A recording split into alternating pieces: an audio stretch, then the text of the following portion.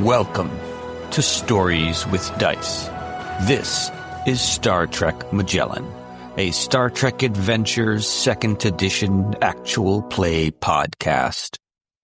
If you're enjoying our actual plays, please subscribe to Stories with Dice so you'll never miss an episode. Don't forget to rate and review us. It really helps others discover the podcast. Follow us on social media to stay updated. You'll find the relevant links in the description of each episode.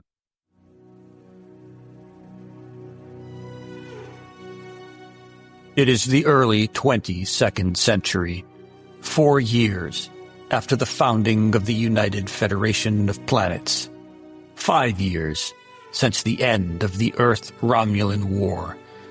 Starfleet has renewed their mission of peaceful exploration. But something has gone terribly wrong at Cradle Station, a research outpost on the edge of Federation space. The crew is dead, its lead scientist missing. The USS Magellan's mission? Unravel the mystery of Cradle Station and boldly go where no one has gone before. Hello, Ed. How you doing? You're back from the UK Games Expo. I am tired. You managed it like a trooper with a bum leg. Spent a whole £26 on some stuff. That was about it. Representing Stories with Dice. That's always yes. It was good. Got a lot of got a little bit more attention and spoke to a lot of people.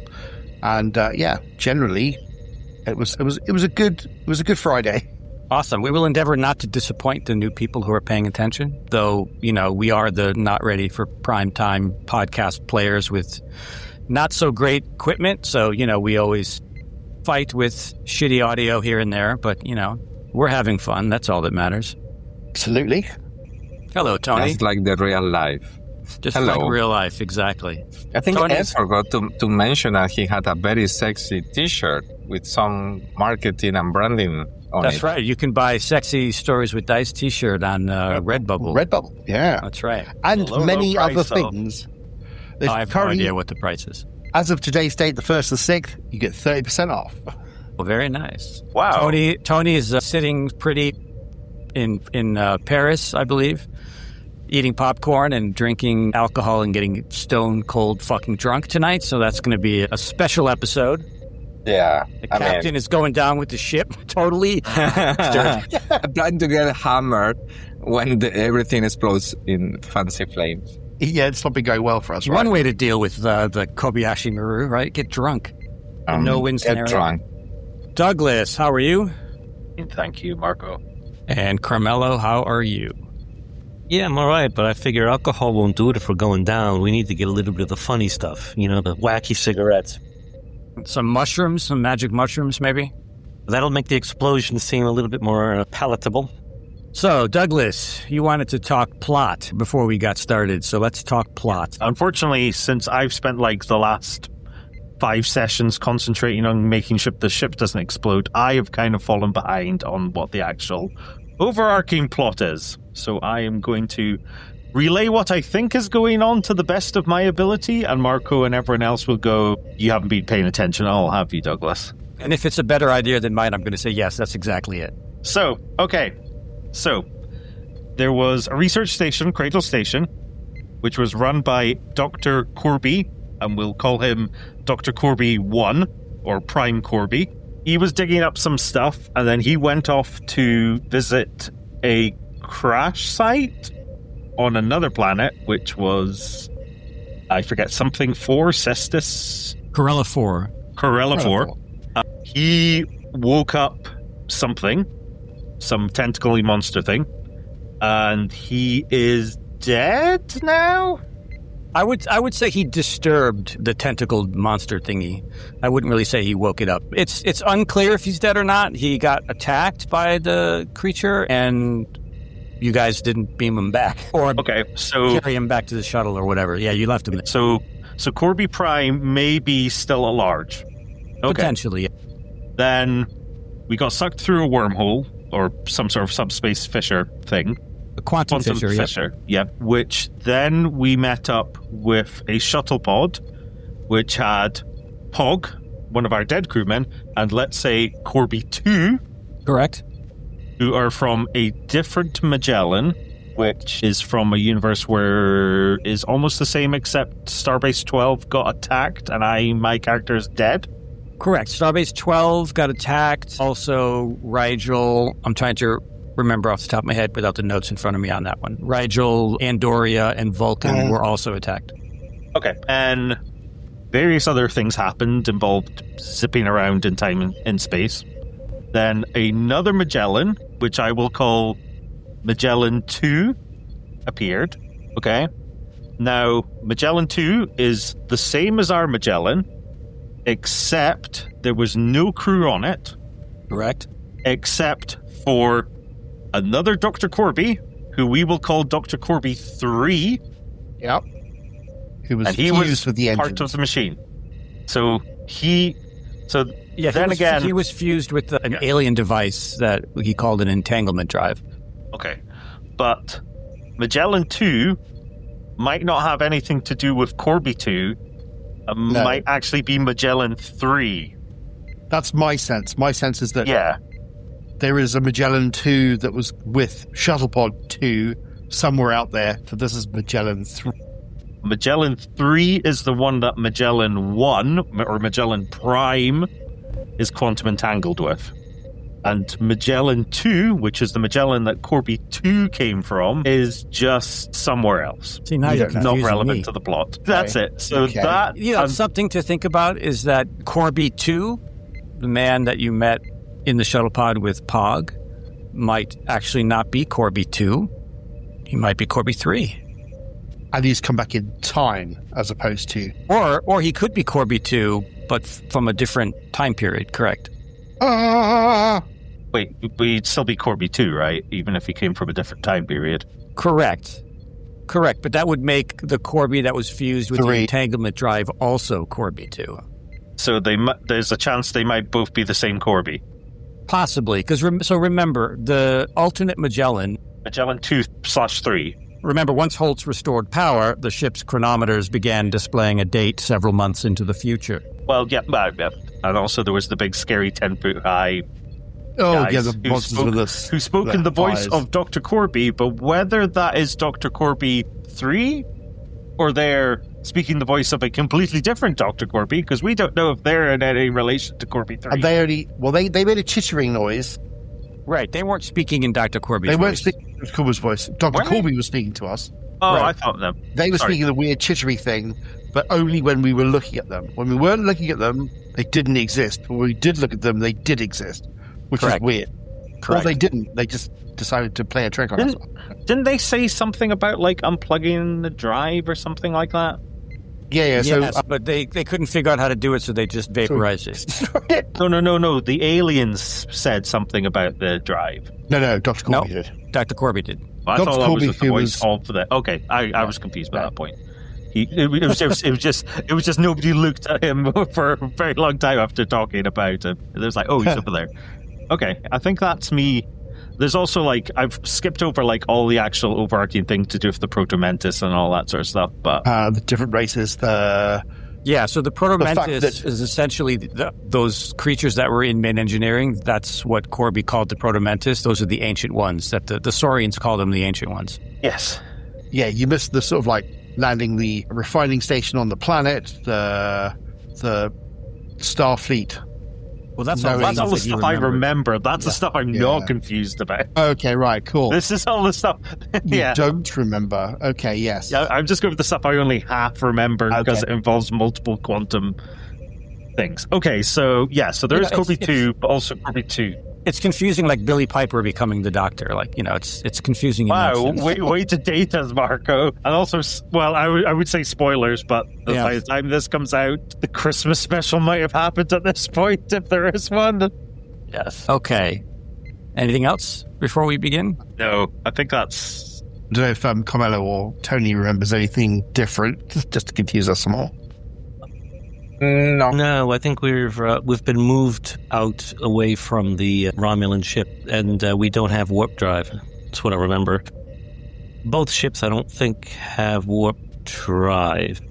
That's correct. Well, your Magellan doesn't have warp drive because it's fucked, and the alternate Magellan doesn't have warp drive simply because somebody turned it off, so it needs to be restarted. Also, we're one hit away from like total disintegration on the Prime Magellan. You are, yes, that is correct. So, if that happens, it's a good thing you've got a spare. Not really, because everyone will be dead because there's no time to get out. We'll just die instantly. No, you don't just die instantly. There'll be plenty of time to abandon ship. I mean, maybe half your crew will die, but we'll roll some dice and see who lives and dies. Unfortunately, that was the bit where we're floating around in space is the time when you can evacuate. Anything after that is everything just explodes. I will accept my fate if we just all explode instantly. Today could be a good day to die. Oh, who are the two people with me? One is...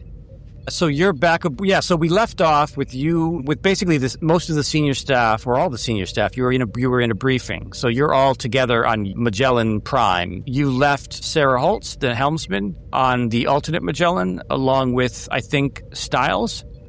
Yep. And you brought Security Officer Blank back with you.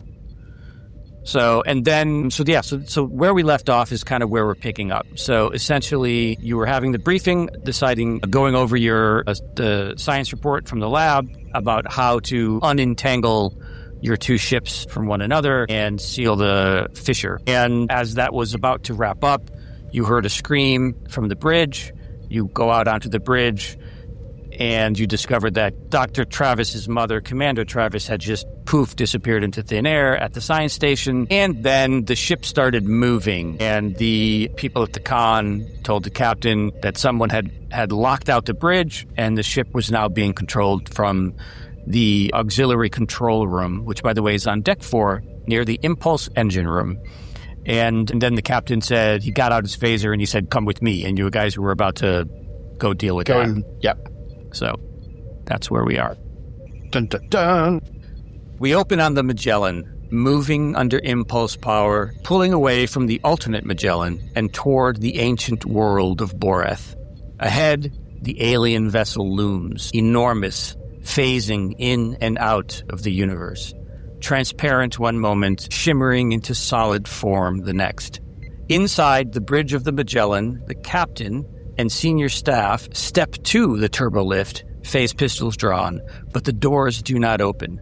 Power to the lifts have been cut. The intercom crackles to life. "I'm sorry, Captain," says Dr. Korby. "Do not try to stop me. This is the only way." I will speak to Korby. What do you mean by... But this is the only way? Explain it to me. He says I have to bring them all back, and then he cuts off communications. Okay, so I look around to Lieutenant Rhodes. Is there any way that we can undo this blockage? Yeah, there's always the Jeffries tubes. Yeah, there is a emergency access tube down the bridge that'll get you to the below decks. Okay, so it's not locked or anything like that, so we can just physically go through. Okay, correct. There's a manual release just for when there's power outages and that sort of thing. Okay, so I'll take the lead and start descending. What? Before I leave, can I try the intercom and see if I can get to engineering? You're locked out of everything from the bridge. Okay, that's fine. Yep. So everyone make a fitness and security task, please. The difficulty is 1, and this is just going to represent climbing through the shafts and the access ladders to get down to deck 4. Maris, your difficulty is actually going to be 2 because the cramped access shafts are stirring up like old memories of your escape from the Republic during the Earth-Romulan War. You're getting a little bit of PTSD, so your difficulty is 2. Everyone else is 1. And what's it going to be for the attributes again in the department? A fitness plus security. Yep. Plus security, gotcha. And difficulties 2. I'm going to be using my focus lead by examples. I'm going first. I'm going to show you the way. Yeah, okay. Sounds good. Lev Maris, let me see what your focuses are. 1 success. Survival is a good one, yeah. Yep, survival works. So 2 dice, yeah? Correct. You always roll 2 dice at a minimum. Could I argue mining operations as a relevant focus for going through up and down like ladders and through small spaces? I'm going to say that's a stretch. All right, here goes mine. Scott got 2 successes. Okay, can we get some momentum from this? Scott got 2. Yeah. Scott has one. Yep, so you have one momentum so far. Lev Maris has failed because he needed 2 successes. Get me out of here. So as you're climbing down, you're starting to get, like I said, you're getting a little PTSD. You're starting to sort of have flashbacks to your narrow escape from the Republic in the war. And so you lose your footing, you almost slip. You take 3 stress, essentially, on your character sheet. I'll just kind of like hang close to Lev and just kind of offering him some encouraging words to kind of, it's okay, it's fine, breathe.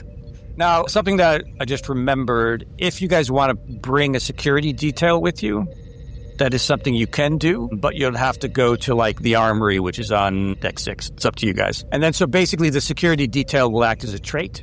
And so that it'll cost you a momentum to get the security detail, and it will also add 1 point to threat. But then the trait will let you increase the severity of your attacks by 1 by spending 1 momentum instead of the usual 2 momentum. So that's what the security detail does, if that's something you guys want to do. I think we're fine without it, no? Yeah, we're fine at the minute. Okay. We could take a researcher on. Okay, let's get back to the emergency access ladders. The emergency shaft is dim. You descend rung by rung, the space narrow and claustrophobic. It's a straight drop down from the bridge to deck 4. Midway down, Lieutenant Maris slips. His boots skid on a rung slick with condensation.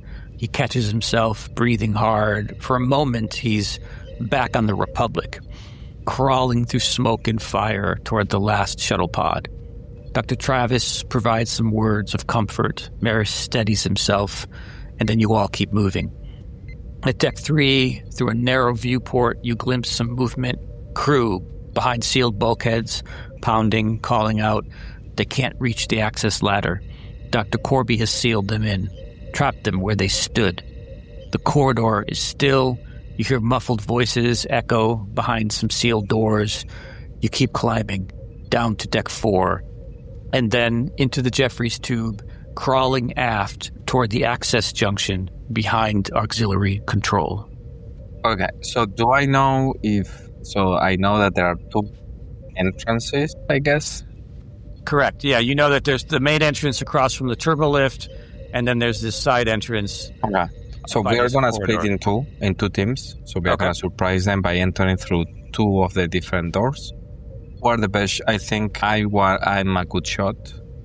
I think I should know who is best shooting in my crew, right? If it is Lieutenant Rhodes or Commander Maris. I know that Travis is not very good shooting things. Travis has had his combat training.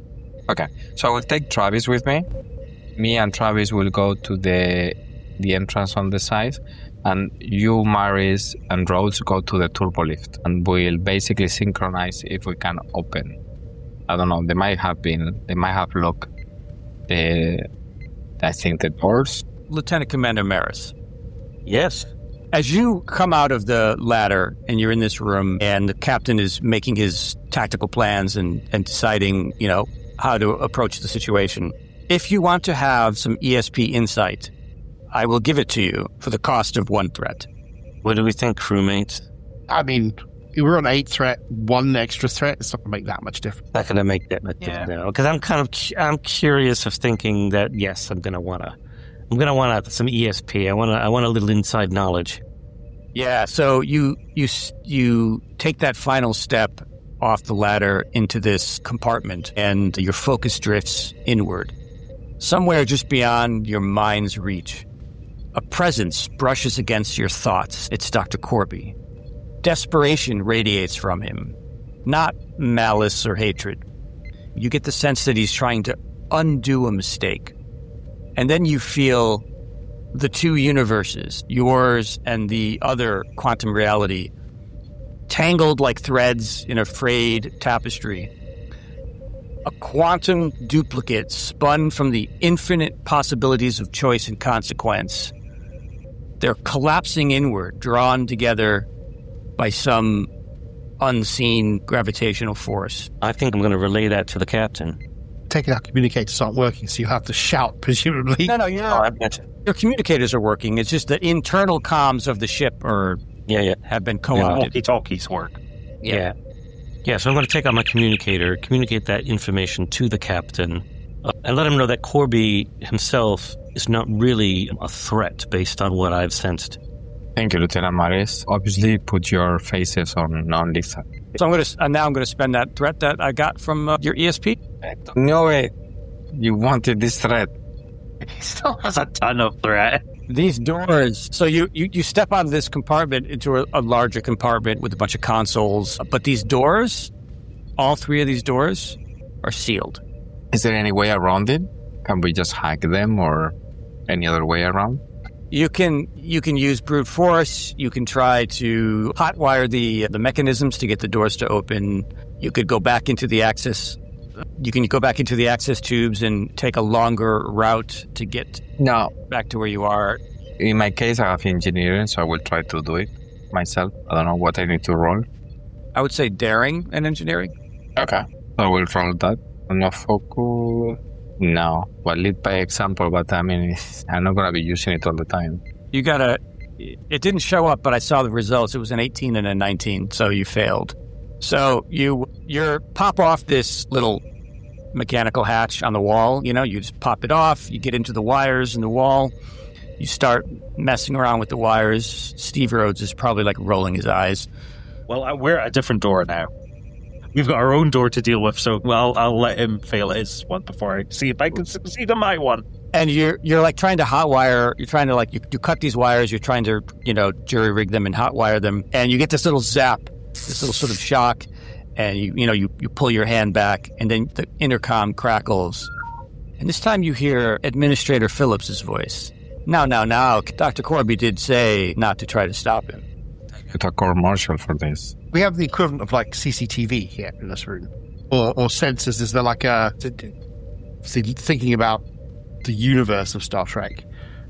Are there CCTV cameras plastered around the ship, or are there sensor suites that go through the ship that allow people to know where people are? That kind of thing, like internal security screens. Yeah. No, there are, but they control the ship from auxiliary control, so you wouldn't have access to them. But you could try to tap into them if you wanted to.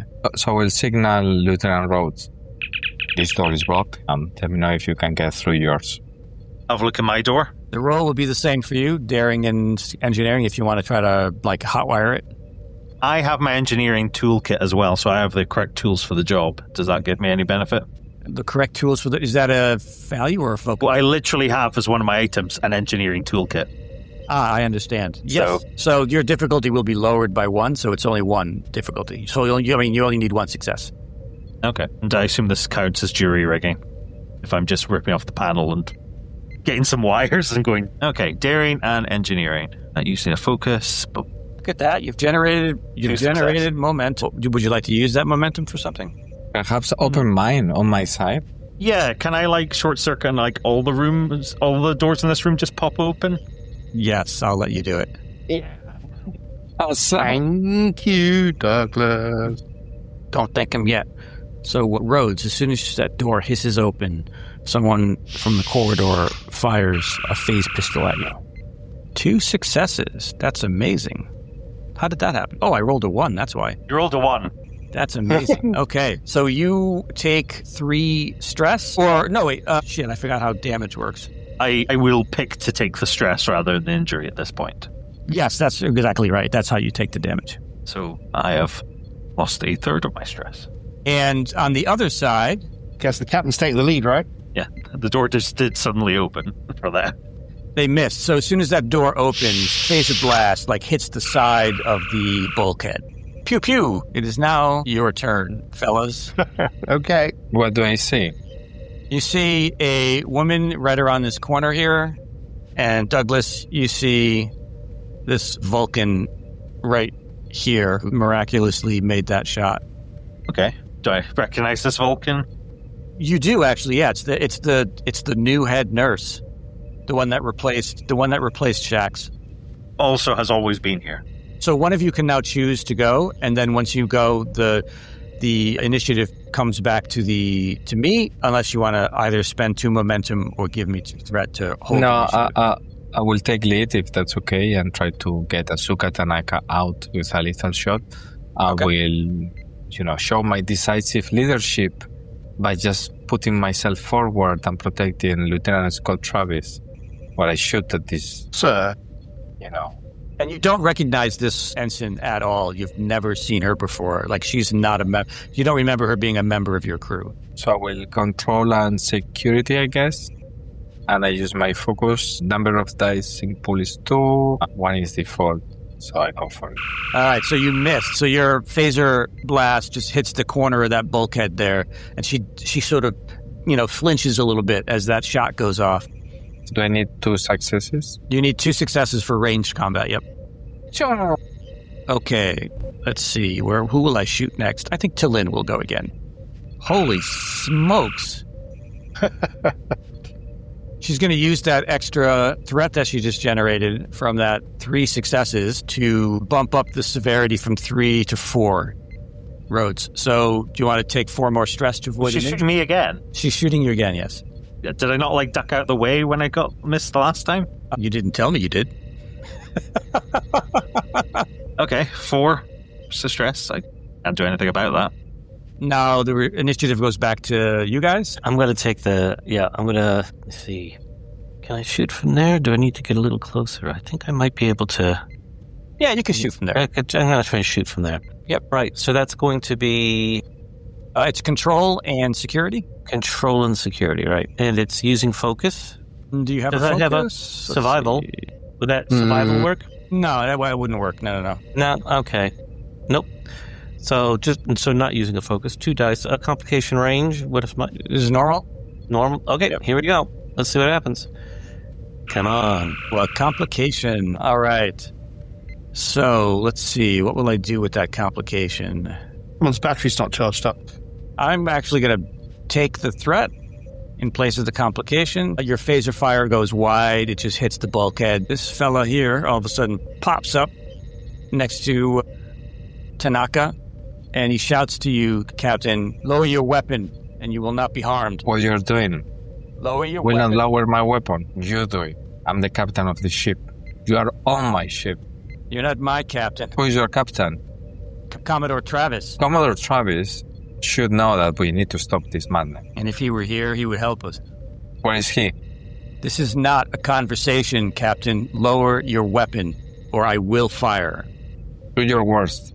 I take cover. Okay, you take cover. Douglas, remind me how cover works. I'll have to go double check. Yes, could you do that for me? Okay. Thank you. Try not to shoot me while I'm checking. No, I'm shooting the Andorian. He misses. Yeah. I'm too intimidating. Yeah, so he doesn't have a good angle on you, and that phaser blast just hits that bulkhead at the end of the corridor there.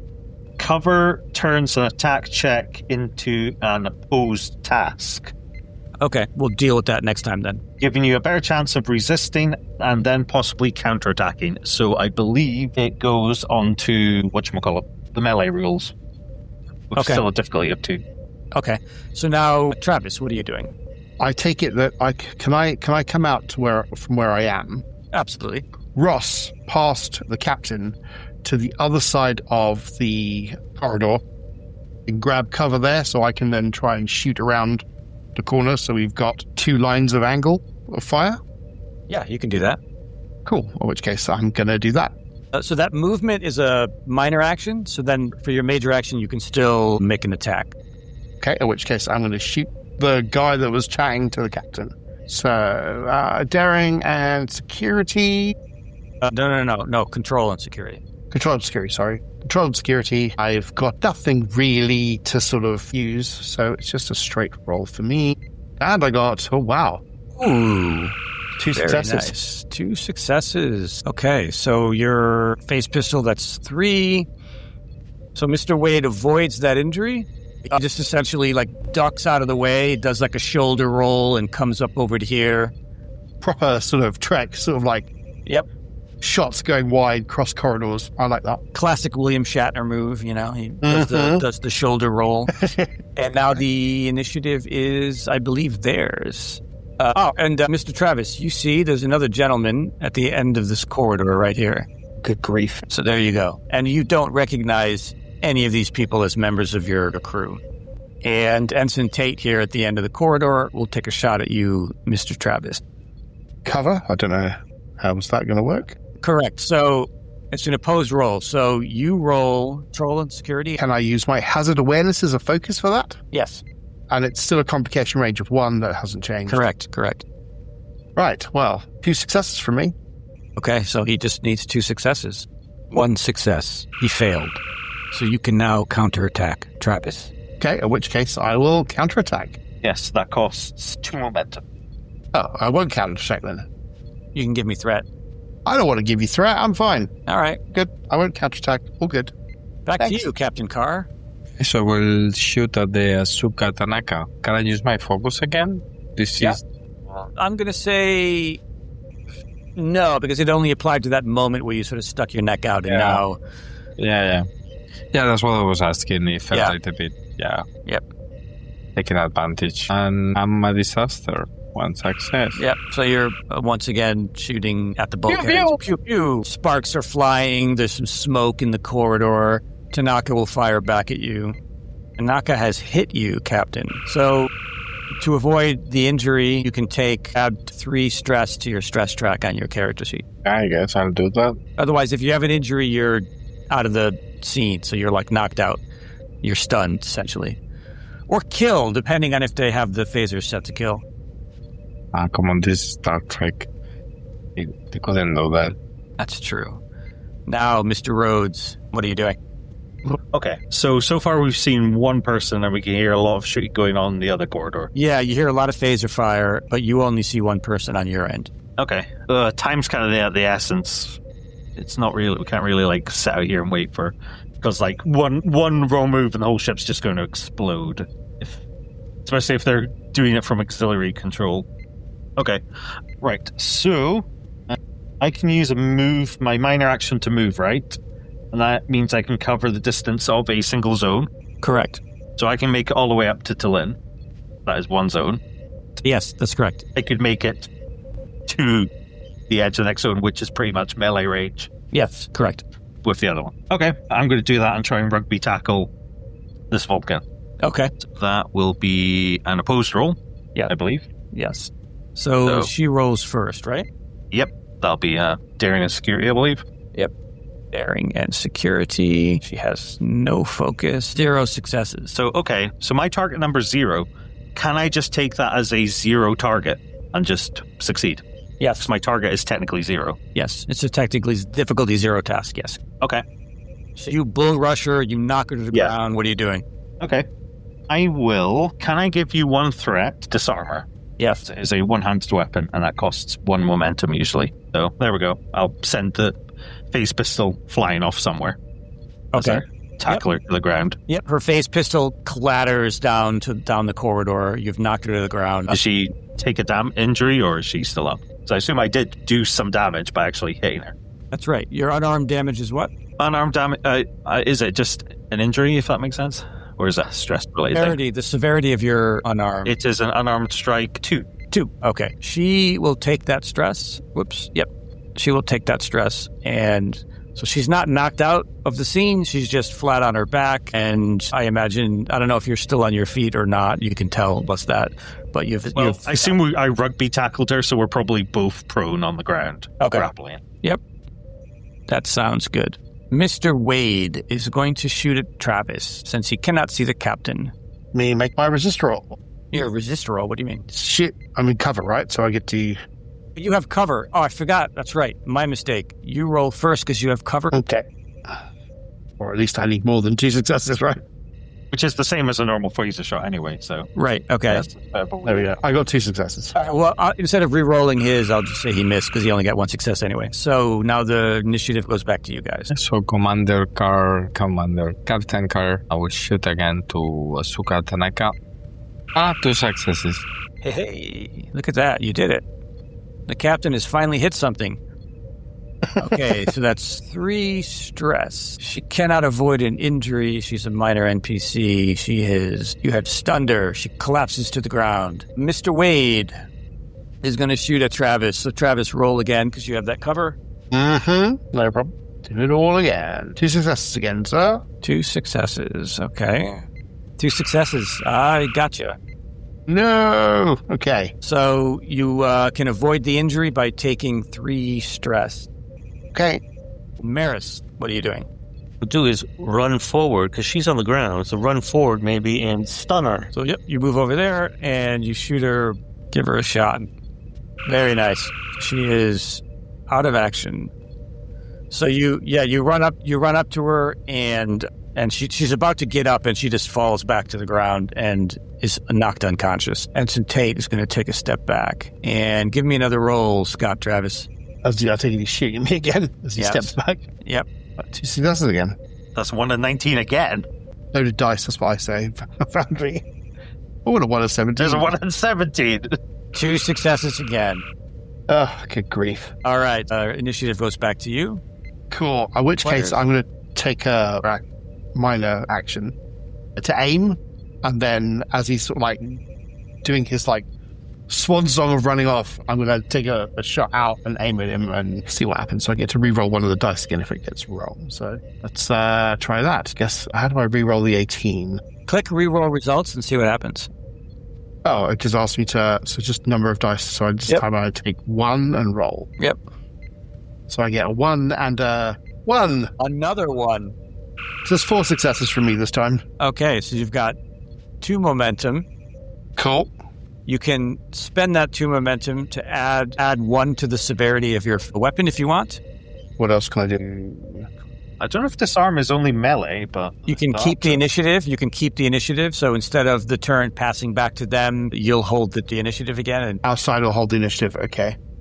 Yeah, I mean, we could always do with the initiative, I suppose. So yeah, I'll spend that 2 momentum and keep the initiative so we get to go again. Okay, and he is stunned. You've knocked him unconscious.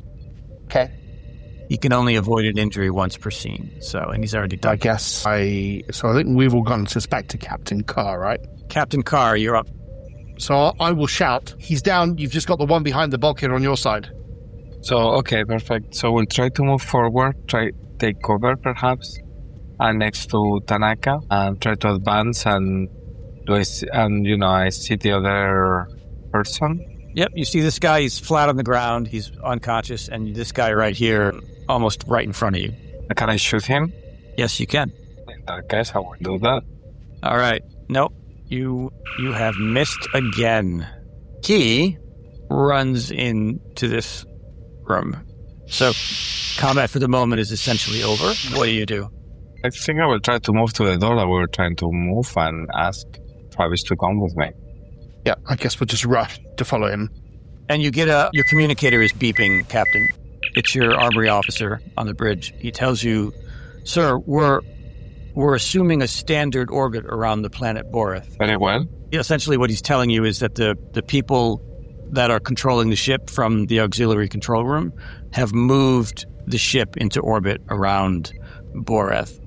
I guess I'll kind of like as I get to where the door frame is, I will literally just duck my head around a second and then look back in, just so I get like an idea of what's in there, but I don't really the door closes behind him when he steps inside. Okay, no problem. Douglas and Maris, what are you guys doing at your end? So this corridor here essentially just loops around to here, so just so you know where it goes when it's off the map there. I think we should, provided there's nobody else in our way, loop around to here. Yeah, there's no one else in your way. Yeah, and this guy up here, is he still in the game?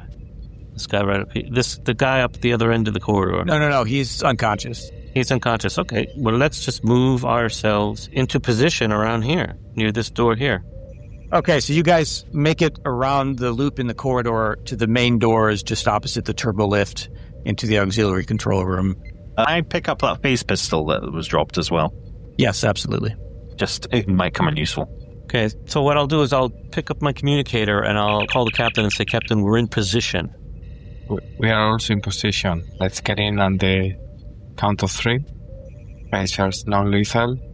We'll try to neutralize any threat on the room and take control of it. Is that understood? Acknowledged. 1, 2, 3, go! Okay, the doors don't open. You just bang right into them. I was going to say, it's probably check that first. They're locked. All right. Oof, oh, my head. I guess I'll try and open ours. That'll be one for the blooper reel.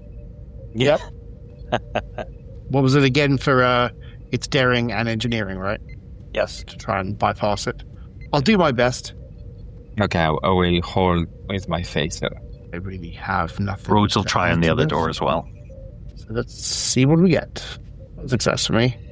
Yep, so you get zapped. You're you're messing with the wires and you get zapped. And nothing happens with the door. Engineer Rhodes, on the other hand, very deftly hot wires the door. The main door is open. Can I hold opening the door until the captain says he's ready to go? Because he wants to do a countdown, so I can get it. So I just have to touch the wires, and then I'll tell the captain. Was a difficulty 1 again? Yes. Can I spend that momentum to trigger his door as well again? Yes. So I will be ready to trigger both doors when I touch the wires, and I'll tell the captain that. Okay. Hold on, So little now- Rhodes. Get ready, Travis. Let's go in. I'm not going to stand in the doorway. Yeah. Okay. So, go, guys. Get them. Okay, you step inside. Pew, pew, pew, pew. Are you stepping inside like guns blazing, or are you just stepping inside like... I mean, and just when the door opens, so what I will do when the door opens is basically just take a peek and shoot whatever I see. I'm not just stepping in, it's more like, taking, from this position, shooting at whatever it is there before. I'm just walking. I'm stepping in. So you rush into the auxiliary control room. You see at the far end, Dr. Korby is at one of the consoles, one of the stations. Administrator Phillips is at the other one. So there are these two sort of main stations in the center of the room. And then on all the walls are other displays and computer consoles and things of that nature. And then opposite them are these two other officers. And then you see Wade, who just ran into the room at this wall station over here. So total 5 people in the room. Are they armed? 5, yeah. Yeah, all of them are armed except for Dr. Korby. You don't see a weapon on his possession. Okay. Have they got the weapons out, or are they holstered? No, they have their weapons out. I will just pick in on my side. I mean, I don't know. We need to see what's the initiative like. But I will just pick in and shoot at whoever seems to me easier to hit. Okay, that would probably be Wade. Yeah. Yeah, so initiative in this game essentially goes, most of the time, the players go first. One player will act, and then the initiative passes to the adversaries. One adversary will act, and then it goes back to the players. You've got threat to spend, right? If there's a question as to who should go first, sometimes it's obvious that the enemy should go first, but if there's a question, then I can spend threat to just answer that question. Okay, so if you guys are okay, since I will go first. Yep. Take the lead. I will take my decisive... Take the lead. Yeah, I will take the lead and shoot at Wade. Damn Wade. He escaped me twice. Will not escape me thrice, I hope. He will escape me thrice. Perfect. Yep. So, in the rush of just running in and sort of shooting almost blind, you just hit the monitor that he was looking at, and it just breaks in a shower of sparks and... Yeah, I was aiming at the monitor, obviously. Yes, obviously. And so, Dr. Korby, as soon as that shot goes off, the doors open, the shot goes off, Dr. Korby just says, People, please, there is no need for this violence. And he looks to Administrator Phillips, and he tells her, tell these people to put their weapons down. And Administrator Phillips says, I will do no such thing. That's a dangerous woman. Who wants to go next? And the enemies, I guess. Depends. Are they going to do what she says? This engineer right here, this guy, he looks at you. Steven? Ed? What are you doing here? But you died. I didn't. But aren't you still in jail? I never went to jail. Yeah, you did. You were working with the administrator over there, and you all got thrown in prison for attempting to overthrow their government. Is that what I did in your universe? Oh, this is suddenly coming to Steve's sort of realization. The adrenaline's still pumping. That he's just like, oh, this maybe isn't actually my Ed. Oh, you're not my brother. We're just having this lovely conversation while in the middle of like a shooting match might be happening. Right. And as you guys are having that conversation, this gentleman right here just says, up to hell with it. Enough with this. And he shoots at Captain Karth, the Zareth, and he misses. It just hits that wall right there. More sparks fly. There's a hole in the wall now with a bunch of circuitry spilling out of it. And Administrator Phillips just says, she just sort of sighs and says, "Gentlemen, put your weapons down before we destroy the ship." I aim and shoot at Phillips. Let's try daring and security, right? Control and security. Controlled security. Good grief. Unless you want to run up and punch her in the face. I mean, that's an option, but no. You pick up a chair and throw across the room at her. So 2 successes. 2 successes, okay.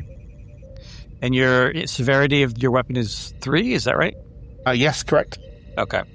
She ducks behind the console here, and that phaser blast slams into the wall at the other end. And then she pops up and shoots you. And she misses.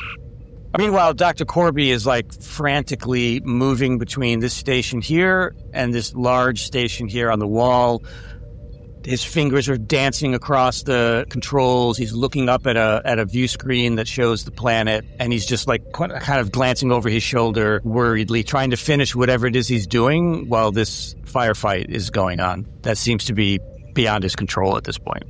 What are you planning, Dr. Korby? What is this madness? I'm just adjusting the deflector dish. I'm just everyone needs to just stop fighting. Why, Doctor? Why? Are you bringing more of those aliens into existence? No. I'm sending them back. Scott puts his face pistol sort of up-ish and across, but not actually aiming at anyone anymore. I'm just going to rugby tackle him to the ground. I'm going to jump the table and tackle him down. Dr. Korby? Yep. Okay. Just straight over, jump onto the table, and woof over. Okay. So let me roll. Wow, complication. I'm spending some threat. Okay, make your roll. All right, daring security. We fly over the table. All right. He takes that 2 stress from your unarmed strike. You fly over the table, knock him essentially to the ground. I have 1 momentum technically from that. Yes, you do. Would you like to use it for something? Oh, I don't know. Can I create a trait that he stopped doing what he's doing because I've knocked him down? I mean, he's already stopped doing what he's doing because you knocked him down. Yeah. Can I say I'm grappling him now? Yeah. Fair enough. I'm trying to restrain him then. Okay. And that the complication is that as he's falling, his hands he just hits a bunch of different buttons on the console, and all these alarms start flashing. And he screams, "No!" Maris, what are you doing? I figure if I take out Phillips, the others might be back off considerably. Okay. So I'm going to fire at her. Okay. So I got my control and security. Complication range 1, the usual. All right, here we go. Snake eyes. Yep. So your phaser just goes right over her as she ducks back down behind that console, and then she whips around and she shoots Rhodes, who's right next to her essentially. Grappling, whatchamacallit, the other guy. So, do you want to take 3 stress in place of an injury? I cannot because that maxes out my stress, so I'm out. So you can take as much as you can, and then you suffer the injury is how that works, I believe. I'm suffering an injury this time. Yep. Okay. So you are unconscious. She has stunned you. So Rhodes just collapses to the ground. Wade is still up, right? I have this John Burke that hasn't done anything yet. Yeah, John Burke actually tried to shoot Rhodes but missed, so yep, correct. Okay. And then Administrator Phillips is hiding behind cover. Then we have also Edward Rose that is shooting people, but so everyone is. I don't think he's actually far. He's done nothing. He hasn't shot anyone yet. Who knows? He might shoot the administrator because I just got shot. We'll shoot at Wade again. Try to move forward next to Travis and shoot at Wade. Hopefully die. Hey. Yes, finally. Nice. Okay, so you've stunned him. He has hit the ground unconscious. Bye, Wade. Bye, Wade. It was nice knowing you. And so Edward Rhodes, he shouts to Korby, "Hurry up and finish it!" Korby gets back to his feet, readjusts some calculations on the console, and then you've got this huge view screen that shows the planet. You can see that large alien ship that is phasing in and out of reality. The Magellan fires some sort of beam from the main deflector dish to the surface of the planet. The alien vessel that is phasing in and out of reality stops phasing in and out of reality and slips wholly into this universe. It's a colossal vessel. It dwarfs your ship by a staggering scale. And instantly from its hull, a crackling beam of raw energy erupts, tearing through space with ruthless precision. It strikes your ship, and the secondary hull just breaks away, erupting in a fiery explosion. The blast hurls the saucer section toward the planet, spiraling wildly before it falls flaming into the upper atmosphere.